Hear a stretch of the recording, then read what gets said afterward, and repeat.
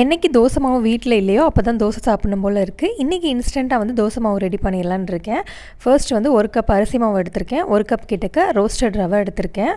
இது கூடவே வந்து 1/2 கப் கிட்டக்க மைதா, தேவையான அளவுக்கு உப்பு சேர்த்து அதுக்கப்புறம் நிறைய தண்ணி ஊற்றி நல்லா மிக்ஸ் பண்ணி ஒரு 20 மினிட்ஸ்க்கு அப்படியே வச்சுருங்க.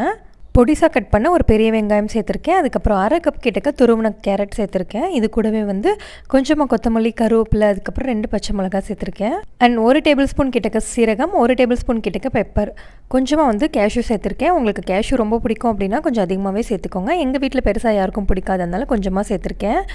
தோசை தவா நல்லா ஹீட்டாக இருக்கும் போதே கொஞ்சமாக வந்து எண்ணெய் அப்ளை பண்ணிவிட்டு அதுக்கப்புறம் நம்ம ரெடி பண்ணி வச்சுருக்க இந்த ரவா தோசையோட பேட்டரை ஊற்றிட்டு ஸ்லோ ஃப்ளேமில் வச்சு நல்லா குக் பண்ணி எடுத்திங்க அப்படின்னா இந்த மாதிரி கிறிஸ்பியாக வரும்.